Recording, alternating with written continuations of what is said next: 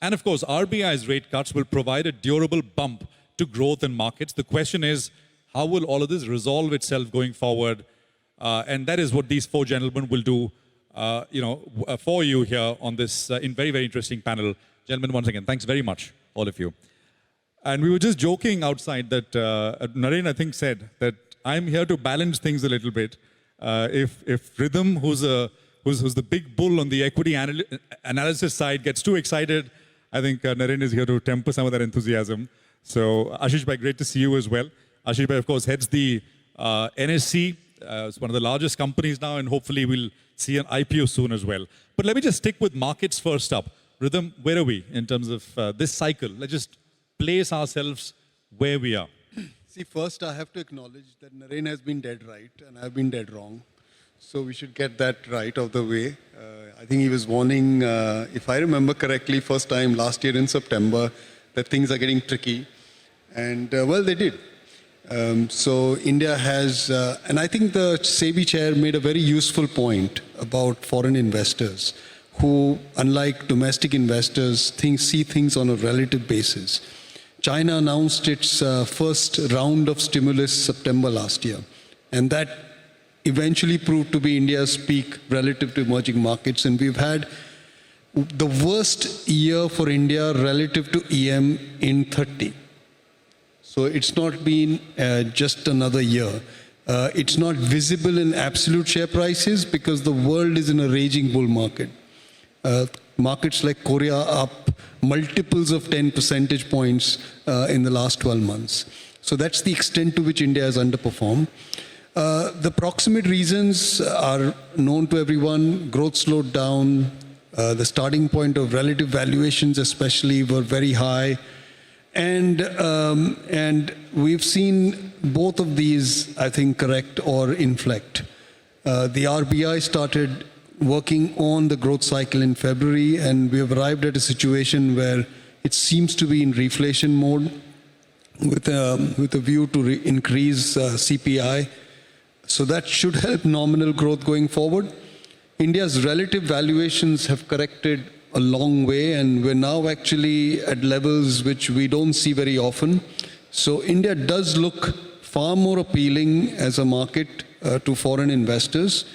And the final point is that in recent months, the focus of global tourist capital, the one that looks at short-term returns, has been on AI. And India does not really offer an AI trade. So ultimate trigger point for the return of the FPI will be if the AI trade starts fading. I think India will suddenly start looking very attractive.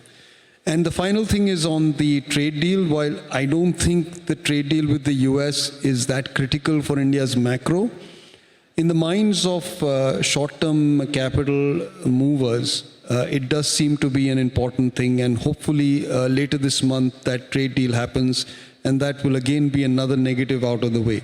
So as I see the landscape, I think things look like they are about to turn for India on a relative basis.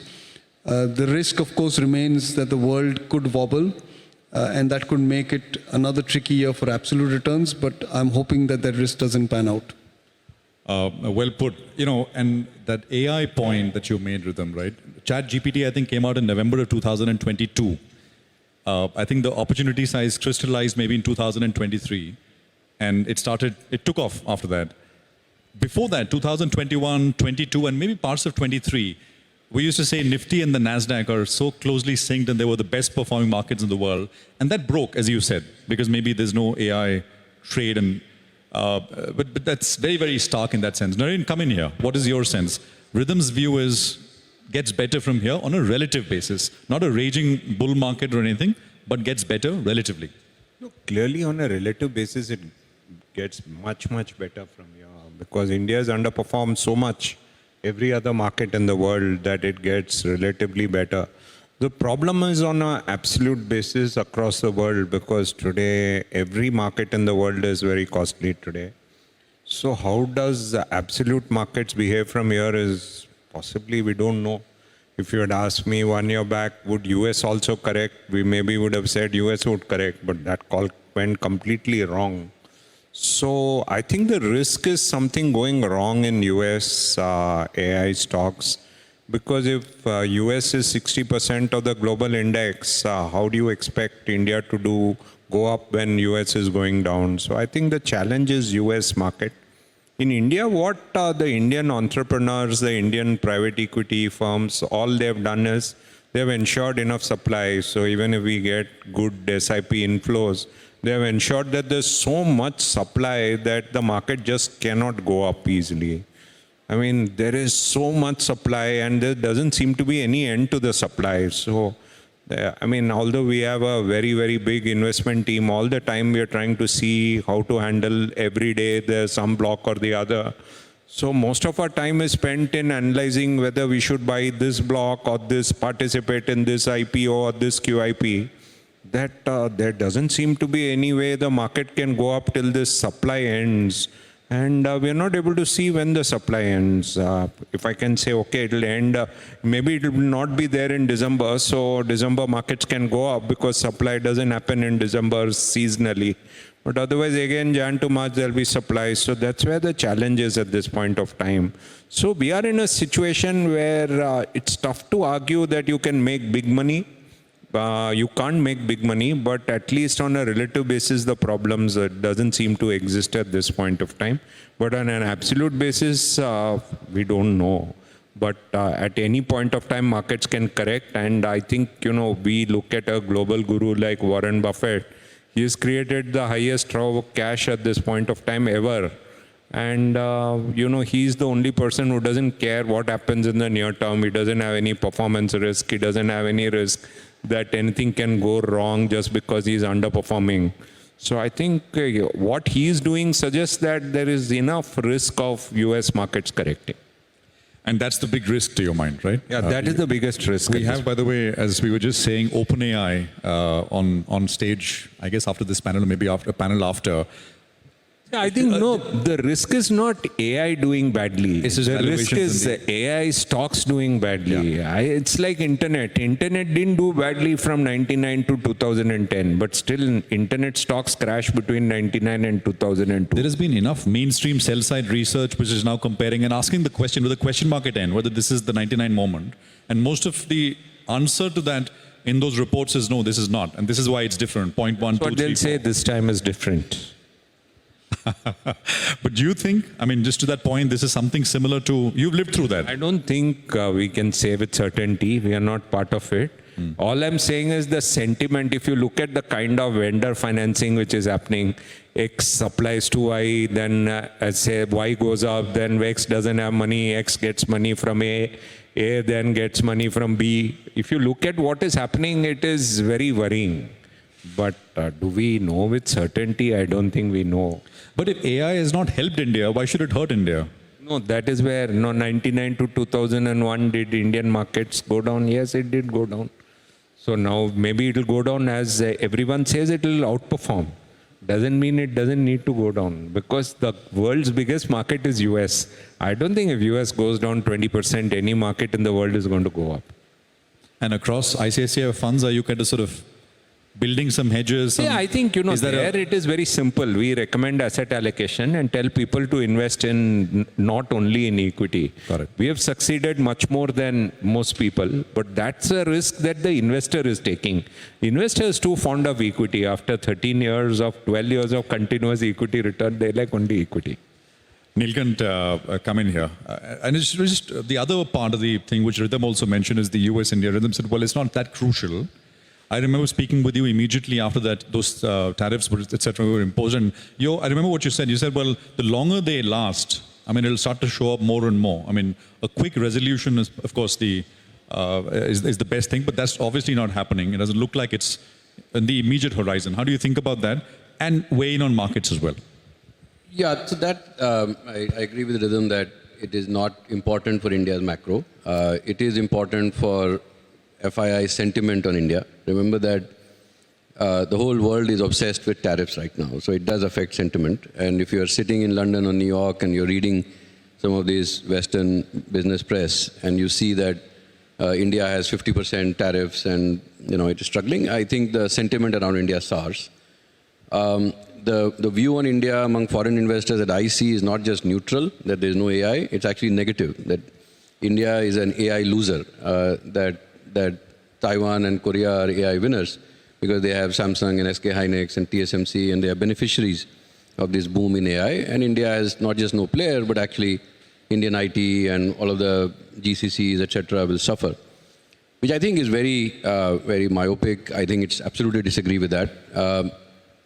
And therefore, whenever this AI bubble turns, while I'm completely in agreement with Naren that as the US market from 200% market cap to GDP starts to normalize, that no equity market will be left untouched. But I do think that the roll forward gains in earnings are now starting.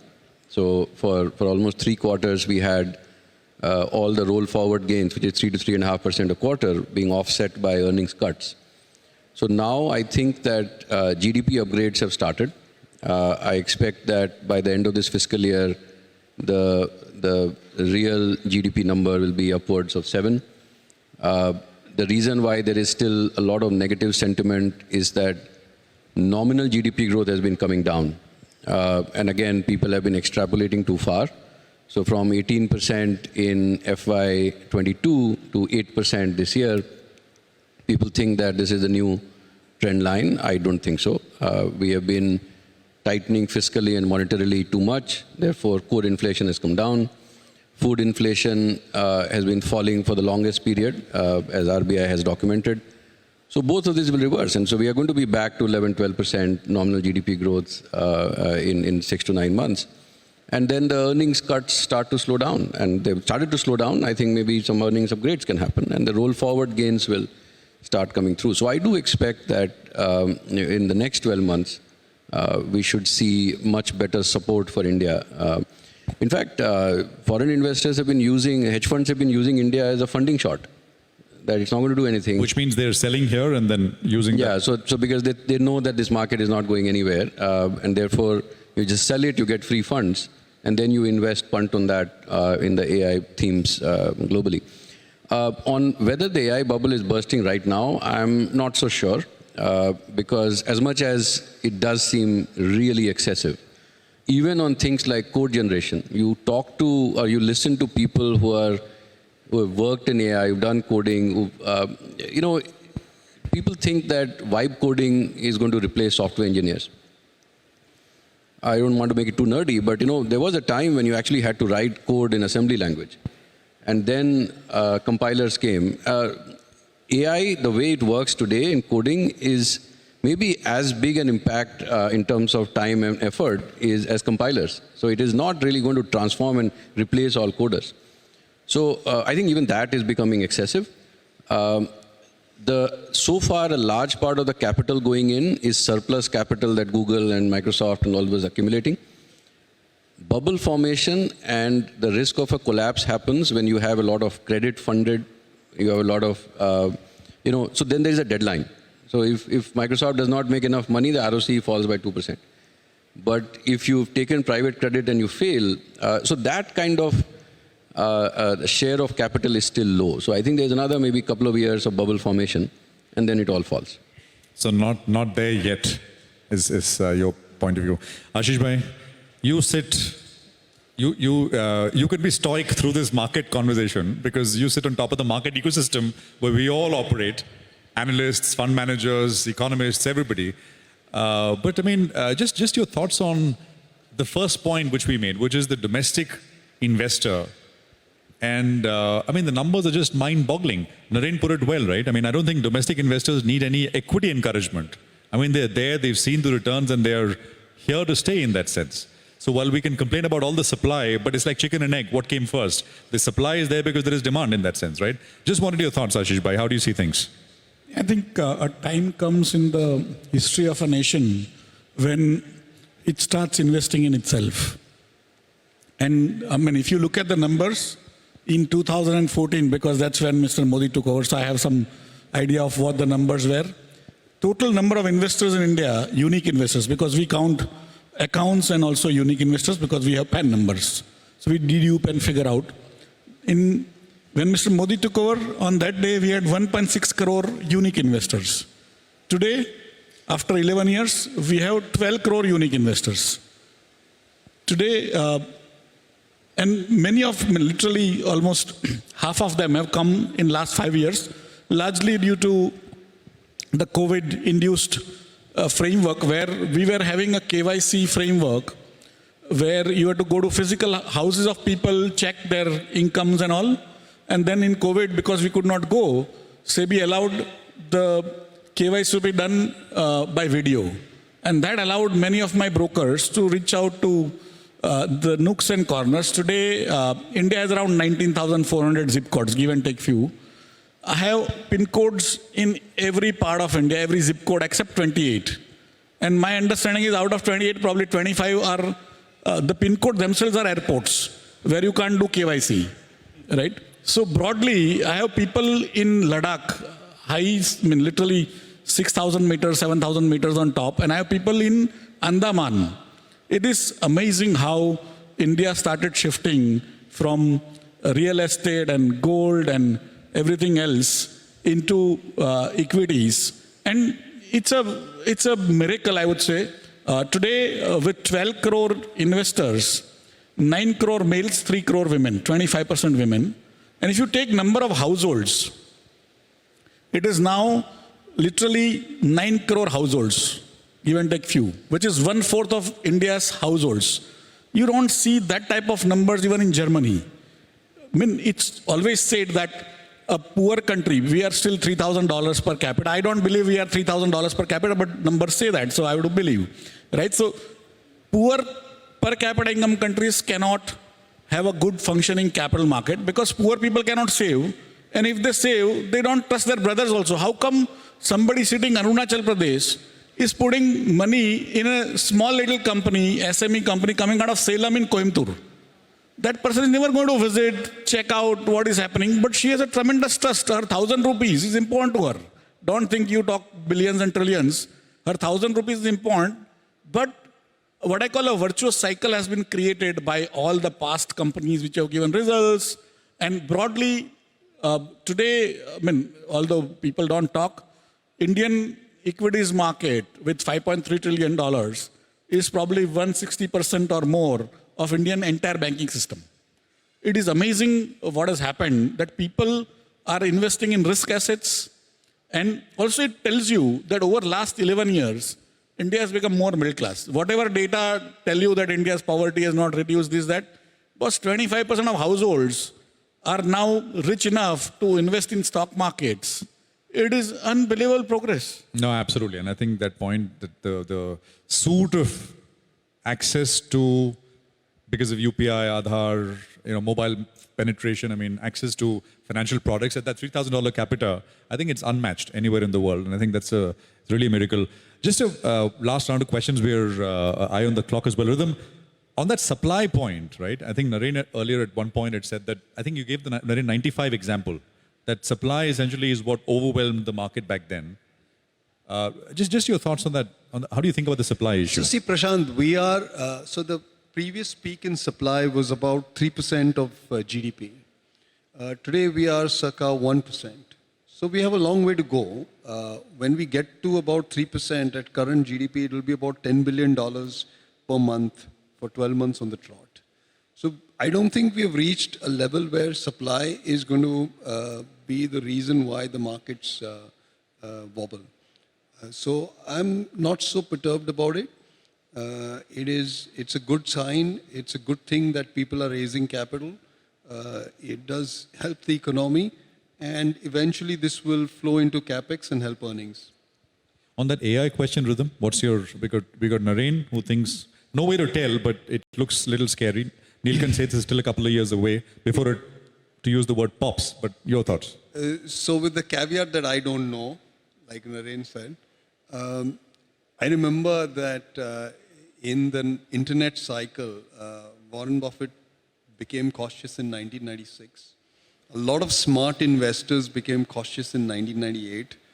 If you became cautious in December 1999, it was still too early because a lot of stocks doubled in the next 3 months. So this is really about your mandate. what you want to achieve with your portfolio. Warren is as Naren rightly puts it, he doesn't have to report to anyone, including himself. So he's fine being early. Not everybody in this room can afford to be early. So when this is always going to test everyone. But we don't know. Yeah. Wrap up with how are you approaching markets in terms of where wealth will be made from here? It's going to be relatively better, but relatively better where, Rhythm? I think banks look very attractive. Valuations are, in fact, it's the only place where valuations are below history, where earnings are below history, where I think margins are stabilizing, likely expanding, where top line growth looks like it's accelerating. So I think lenders are probably the place to be. The other places in the market, I think, get a little bit more tricky because you have to have some faith in their ability to deliver into the future. IT services, I think, offer an interesting opportunity because the consensus seems too bearish. I agree with the point Neelkant made. It's not so simple that AI is going to, take over coding. In fact, from whatever I know, a lot of the AI work, the monetization of the investments that have happened is taking place here in this country. So it's unlikely that AI is going to. What is hurting IT services actually is the GCCs. It's not AI, because we, for example, Morgan Stanley used to farm out a lot of work to IT services companies, say 5, 7, 8 years ago. Now a lot of that work happens in-house. So the amount of headcount that we have at our vendors has not grown, whereas our internal headcount has grown Captive 3x, centers 5x. has grown. So that's really the proximate reason why IT services may be hurting, not AI. So financials and IT services is a non-consensus kind IT of. services, you have to have a 2 to 3 yeah. year view. I think financials will do well even on a 12-month basis. Naren? What we think is it's a mature bull market. So, there have been such good stock pickers in India that anything which has to be discovered got discovered. But a lot of people get That is like the frustrated. efficient market theory. A lot of people got frustrated. They buy in 2023, the share hasn't worked for 2-3 years. They get irritated, they start selling. So we found that in many sectors, people get frustrated holding a stock for 2-3 years, they don't get return, they come and sell. So we've been trying to buy wherever we find that the seller has got frustrated with holding stocks. Not like 2018 to 20 was very easy. You buy PSU, buy metal, buy telecom. All those stocks are very cheap. Today, all those sectors are not very cheap, but across, whether it is quality, whether it is many other sectors, you'll find someone coming and selling because they waited for 2-3 years, no return, they'll come and sell. So we buy across sectors. And we find, like recently we bought oil and gas and we found that it suddenly performed. Now today, if you ask me, is oil and gas the best sector? I would say I would think, because oil and gas has done very well. So we look across sectors at this point of time. But do we expect mega returns from here? For that, we need supply to come down. The day supply comes down for 3 months, this flow comes, our SIP flow keeps coming, then I think we have a good rally ahead. But for that, we can't afford to have this kind of supply coming in the markets. And the difference, what Rhythm said is maybe 3% of GDP. But at that point of time, FII money used to be double local money. Today, we're having very low FII money. For that, Rhythm has to get FIIs to invest as much as domestics invest. Then we can have 3% of GDP. Today, the entire burden of matching what all the PEs and promoters sell, only domestics are investing. FIIs have a very small role to play. So for 3% of GDP to be absorbed, Rhythm has to do more work. There's a good chance that FPIs turn net buyers in the next 12 months. In the next 12 months. Yeah, Okay. because India Then will it can be 3% of GDP. But with Otherwise, FII. domestically, we So can't now- absorb 3% of Now, GDP. now We're Rhythm not is getting to promising he'll do 3% work. in 12 months. Now Rhythm is promising he'll do work. Neelkant, just 30 seconds. Where do you see returns being made from here? I think financials, construction proxies. I think that hardware tech is. I think the current listed stocks, the universe is very bullish, but I think in the private space you will see a lot more investment opportunities. I had a lot more questions, but as always, we're always limited by time, and it's a packed day through the course of the day. And this is the top market panel that we put together for you. Rhythm, Naren, Neelkant, and Ashish Bhai, thank you all for joining us here on this session. Thank you. Thank you very much.